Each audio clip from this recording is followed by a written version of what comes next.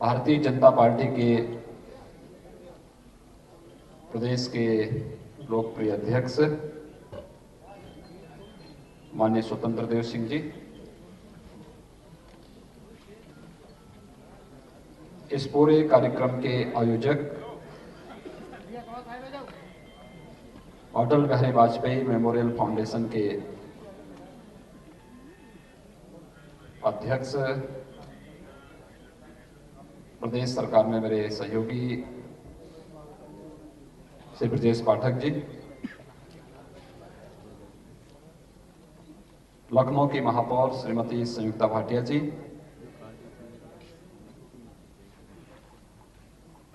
सुविख्यात साहित्यकार और कवि श्री कुमार विश्वास जी,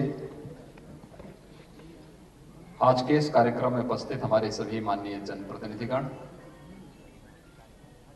आयोजन समिति से जुड़े हुए सभी अन्य पदाधिकारीगण और उपस्थित भाइयों बहनों, अटल जी एक कवि थे,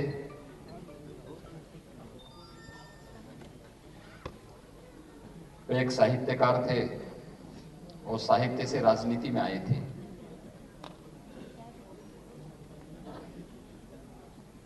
कवि हृदय अटल जी की स्मृतियों को उनकी जयंती के पूर्व संध्या पर अटल स्मृति काव्य संध्या के रूप में आयोजित करना सरदेव अटल जी जैसे कवि हृदय राजनेता के लिए अत्यंत उपयुक्त श्रद्धांजलि है। मैं इस अवसर पर सरदेव अटल जी को उनकी जयंती के इस पूर्व संध्या पर प्रदेशवासियों की ओर से विनम्र श्रद्धांजलि अर्पित करता हूं। भाइयों बहनों, इस सभागार में उपस्थित जितना भी जनमानस है वह किसी न किसी रूप में अटल जी से जुड़ा रहा है।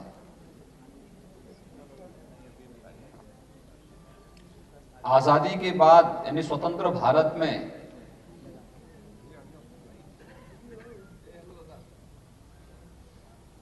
उन्नीस में उन्होंने अपने सार्वजनिक जीवन में राजनीतिक क्षेत्र में कदम रखा और 2006 तक सक्रिय रूप से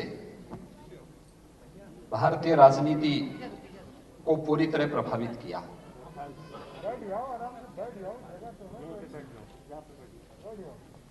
सार्वजनिक जीवन में इतना लंबा समय वे सत्ता में रहे हों या विपक्ष में रहे हों,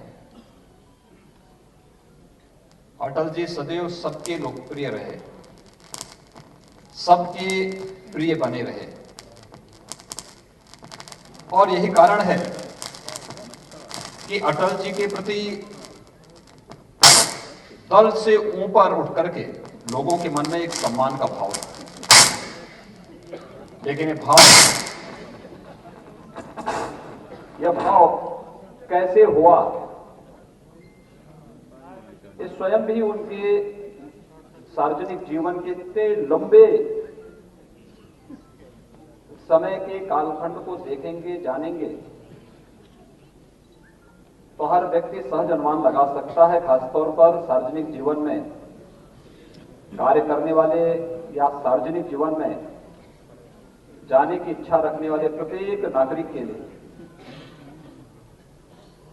यह अनुकरणीय हो सकता है। वे एक साहित्यकार थे, एक कवि थे, तो संवेदना जीवन भर उनके अंदर देखने को मिली थी।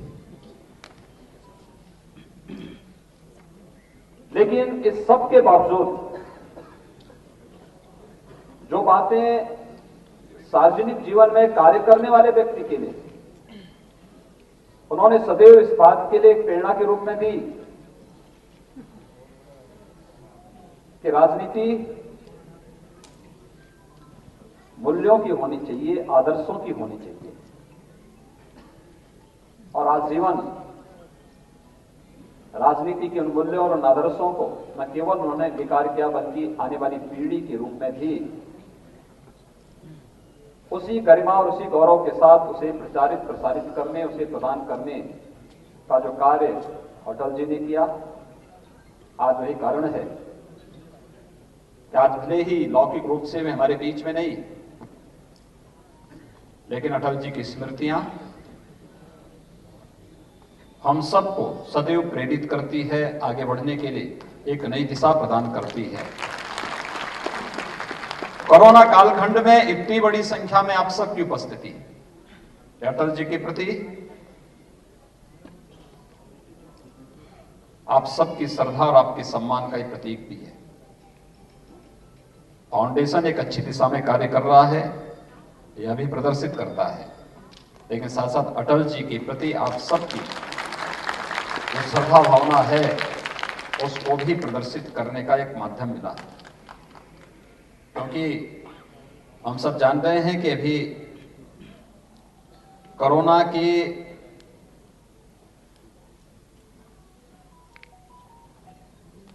इस संक्रमण से न दुनिया उभर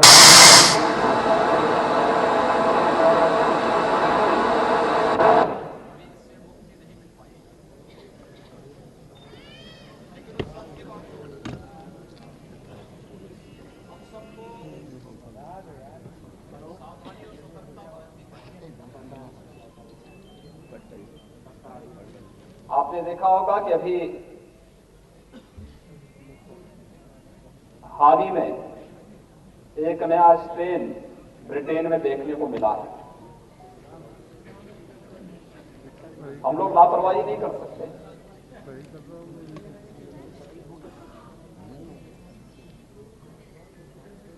क्योंकि जहां कहीं भी थोड़ी भी लापरवाही होगी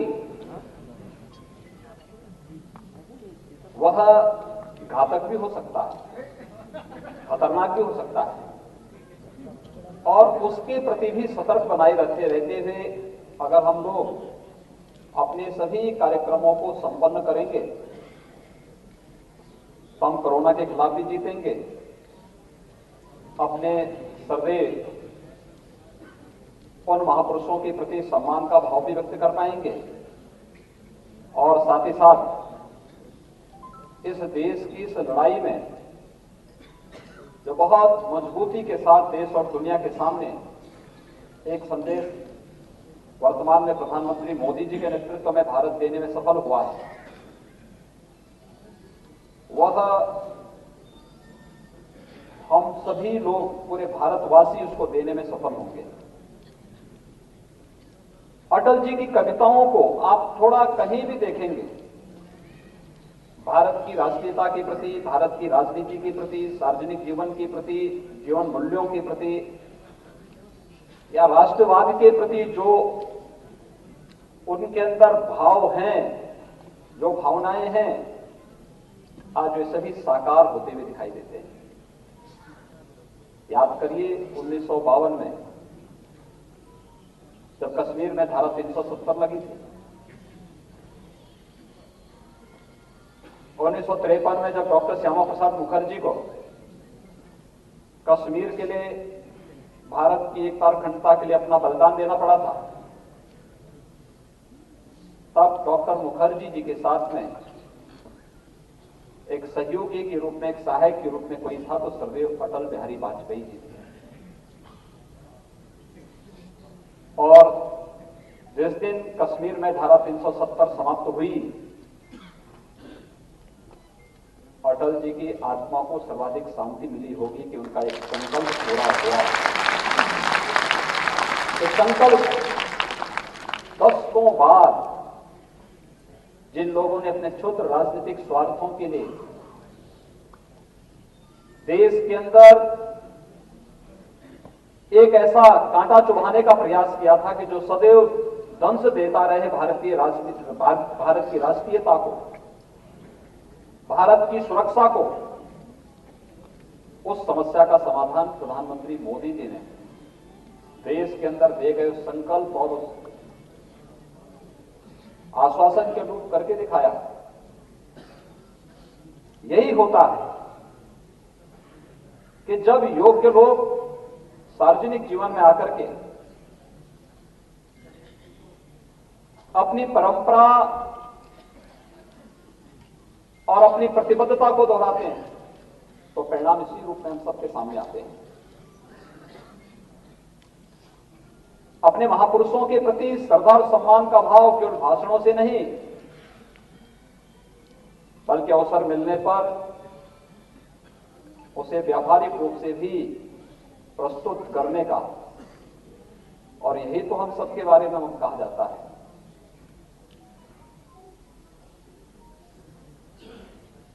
हमने कृतज्ञता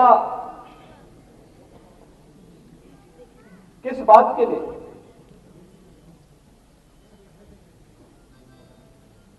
यानी हम अपने पूर्वजों के प्रति जो भी कार्य करते हैं, उनकी जयंती मनाते हैं, उनकी पुण्यतिथि मनाते हैं, उनके श्राद्ध के क्रम को करते हैं, उसके पीछे का भाव क्या होता है कि हम अपने पूर्वजों का स्मरण कर सकें, उनके प्रति अपनी श्रद्धांजलि व्यक्त कर सकें। यही तो हमारा भाव रहा है। रामायण में एक प्रसंग आता है, हनुमान जी जब लंका में जाते हैं, लंका की ओर जाते हैं,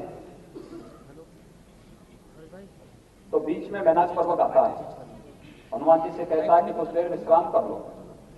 उनमें संवाद होता है। हनुमान जी ने तो उसके प्रति आभार व्यक्त करते हुए कहा कि नहीं, मैं इस समय विश्राम करने के लिए नहीं आया हूं, मैं तो एक राम काज से निकला हूं, और जब तक ये पूर्ण नहीं होगा तब तक मैं विश्राम नहीं कर सकता।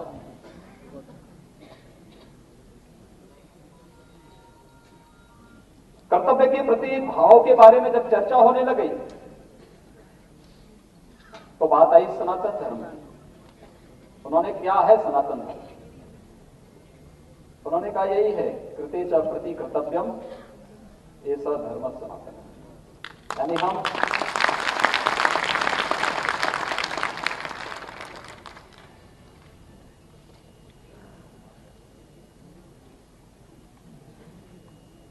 अपने कर्तव्यों के प्रति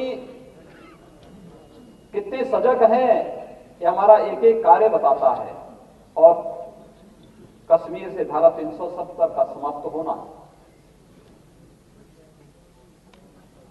देश के अंदर आतंकवाद की नींव को हिला करके पूरी तरह समाप्त करके उसकी ताबूत पर अंतिम कील ठोकने का कार्य तो है ही। लेकिन जिन महापुरुषों ने कश्मीर के लिए अपने आप को बलिदान किया था, उन सब के प्रति भी श्रद्धा का सबसे बड़ा प्रमाण हो सकता है। ढेर सारे ऐसे प्रसंग आए हैं, बहुत सारे ऐसे प्रसंग आए हैं देश के अंदर सार्वजनिक जीवन में। भारतीय जनता पार्टी पे आरोप लगते थे, भारतीय जनता पार्टी शहरी पार्टी है। याद करिए, जब सदैव अटल बिहारी वाजपेयी जी देश के अंदर प्रधानमंत्री बने, प्रधानमंत्री ग्रामीण सड़क योजना, गांवों के अंदर भी पक्की सड़क बन सकती है, ये अटल जी ने की। यानी देश की ग्रामीण अर्थव्यवस्था को एक नया आयाम देना, ये भी सदैव अटल जी के कारण संभव हो पाया था। आज गांव गांव पक्के मार्गों से जुड़ते हैं। और अटल जी के उन कार्यक्रमों को गांव तक, गरीब तक, किसान तक, नौजवान तक और महिलाओं तक पहुंचाने का कार्य उसी भाव, उसी भंगिमा के साथ किसी ने किया है।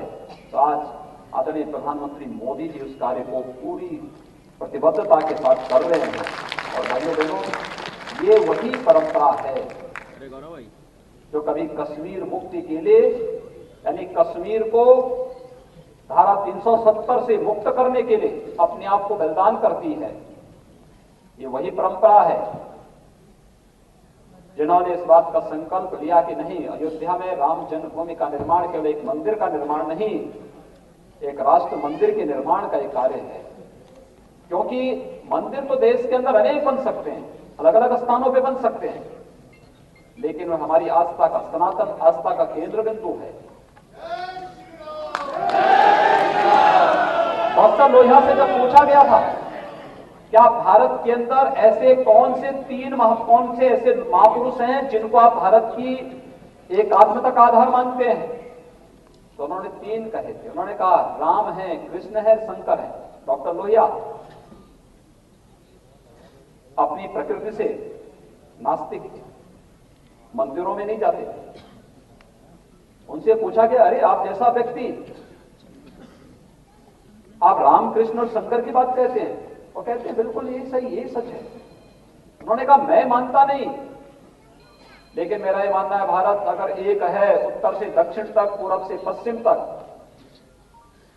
इसमें 3 महापुरुषों का योगदान है। एक सनातन भारत की आस्था के केंद्र बिंदु और भारत की एकात्मता और अखंडता के आधार कोई है, वे राम हैं, श्री राम हैं, जो देश की सांस्कृतिक सीमा उन्होंने हजारों वर्ष पूर्व तय कर दी थी। वही आज भी भारत वही है। जो कृष्ण ने अपने समय में पूरब से पश्चिम में भारत की सीमा तय कर दी, वही भारत आज है। और शंकर के 12 ज्योतिर्लिंग भारत के अंदर जहां कहीं भी हैं, वही भारत की एक बार क्षमता का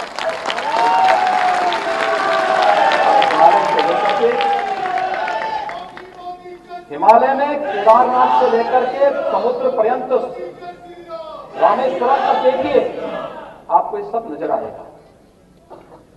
लेकिन राजनीति के लिए, संकीर्ण स्वार्थों के लिए राम को भी सांप्रदायिक बताने वाले लोगों से आप उम्मीद क्या करते हैं?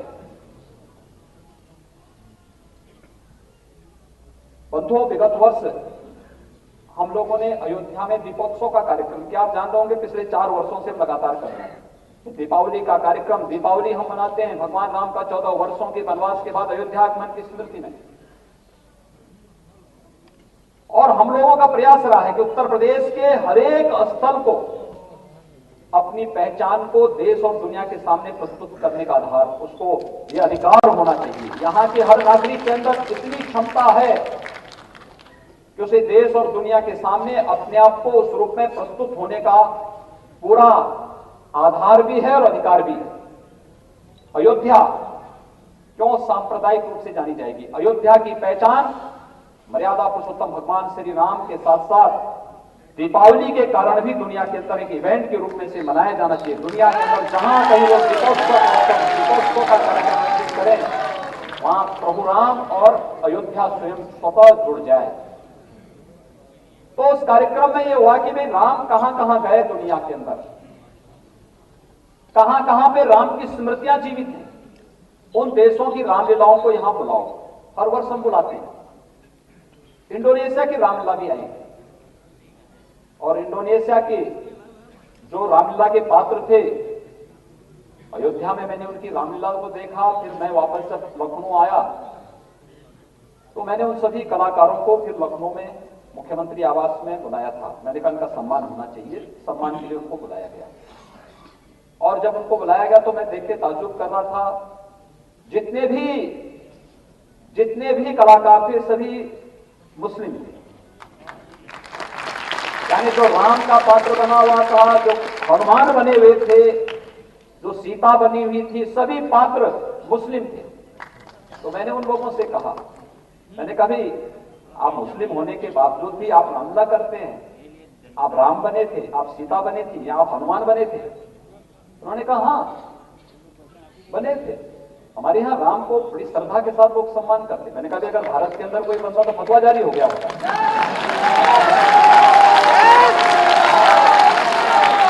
बहुत अच्छी होती, लेकिन आपने बहुत अच्छा काम किया, ये बताइए कैसे? उन्होंने कहा देखिए साहब, राम हमारे पूर्वज हैं, इस्लाम हमारा मजहब है। मजहब व्यक्ति देश काल और परिस्थिति के अनुसार बदलता है, पूर्वज नहीं बदल सकता है। पूर्वज हमेशा वही हमारा जो लहू है यह राम की परंपरा का है, और इसलिए हम अपने पूर्वज नहीं बदल सकते हैं। और कहा ये आज से नहीं, हमारे यहां तो जो हमारा एयरलाइंस है उसका नाम ही हमने गरुड़ रखा हुआ है। हमारे यहां तो मुद्रा चलती है, करेंसी जो है वो गणेश जी के नाम पर है। हमारे यहां जितने नाम हैं वे सभी विशुद्ध संस्कृतनिष्ठ नाम हैं। कहा कि कोई हमें राम से अलग नहीं कर सकता है। क्या भाव है? इन भावों को पहचानने का प्रयास इस देश के अंदर वामपंथियों ने और सोशलिस्टों ने किया होता तो संभवतः देश के प्रति विश्वासघात करने और देश के प्रति नमक हरामी करने का अवसर इनको कभी नहीं मिला। मुझे लगता है कि देश की जनता को हमेशा इस बात को लेकर के पूरी मजबूती के साथ आगे बढ़ना चाहिए। डॉक्टर राम मनोहर लोहिया भारतीय जनता पार्टी के नहीं थे, लेकिन डॉक्टर लोहिया ने इस बात को कहा और बेबाक टिप्पणी की है। भारतीयता के बारे में अगर किसी को पढ़ना है डॉक्टर लोहिया को पढ़ो। डॉक्टर लोहिया तो आपको सांप्रदायिकता की ओर नहीं ले जा सकते। लोहिया के नाम पर लोग राजनीति तो करते हैं लेकिन परिवारवाद को बढ़ावा जरूर देते हैं।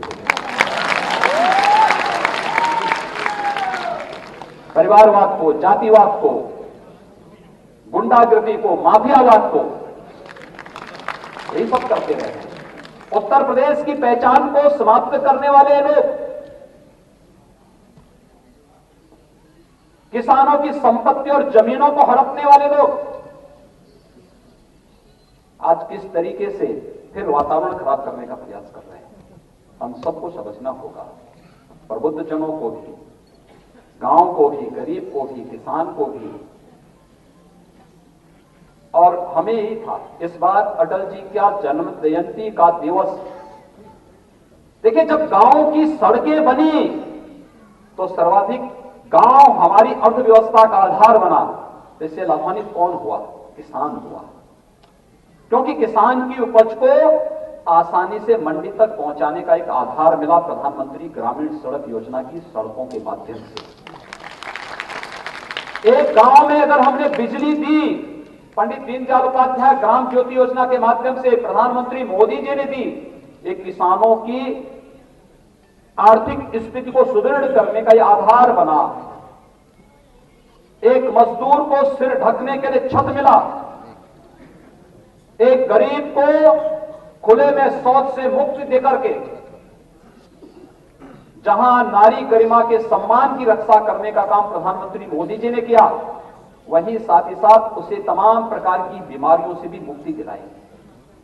भाइयों बहनों, आप लखनऊ में रहते हैं।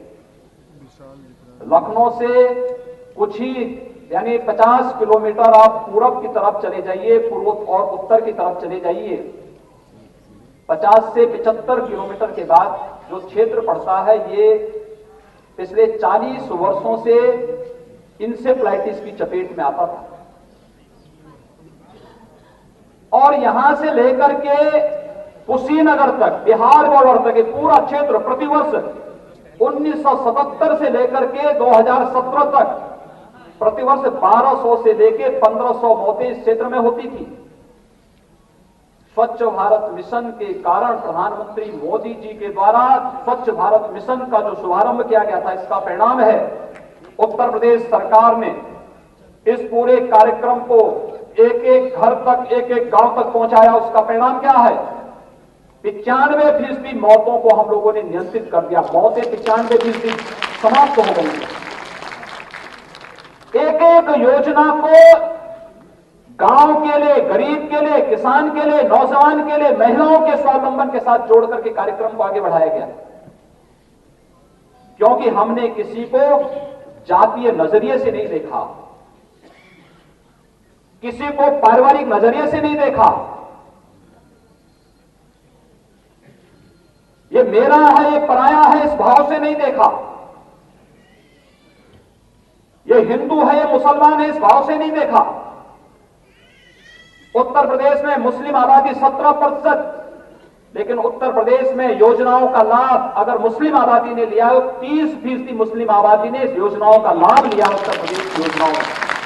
और ये कितनी भी कल्याणकारी योजनाएं मोदी जी ने प्रारंभ की। तो फिर कहां से भेदभाव की बात आ जाती है? हमने तो कहीं नहीं भेदभाव किया। हर प्रकार की योजनाओं का लाभ एक एक व्यक्ति तक ईमानदारी के साथ प्रारंभ करने का, देने का प्रयास हुआ। और भाइयों बहनों, वही कारण है कि जनता ने उसी विश्वास के साथ, उसी श्रद्धा के साथ मोदी जी को अपना समर्थन भी दिया, अपना आशीर्वाद भी दिया। और यह श्रद्धा और सम्मान का जो भाव है जनता के मन में, वह लोग भ्रम पैदा कर, क्योंकि जब उनके पास कुछ नहीं रह गया तो वो कुछ ना कुछ ऐसी बातें बोलने का प्रयास करेंगे जो देश के अंदर भ्रम की स्थिति पैदा कर सकेंगे। अभी कल का जो कार्यक्रम है वह इस वर्ष सुशासन दिवस को किसानों की आत्मनिर्भरता और किसान सम्मान दिवस के रूप में मनाने का प्रधानमंत्री मोदी जी के आह्वान पर पूरे देश के अंदर एक कार्यक्रम बना है। और कल इस कार्यक्रम में हम लोग अलग अलग स्थानों पर रहेंगे। तो मुझे लगता था कि अटल कन्वेंशन सेंटर का एक कार्यक्रम हो पाएगा कि नहीं हो पाएगा, लेकिन मैं धन्यवाद दूंगा पाठक जी को, और पाठक जी से ज्यादा उनकी धर्मपत्नी को।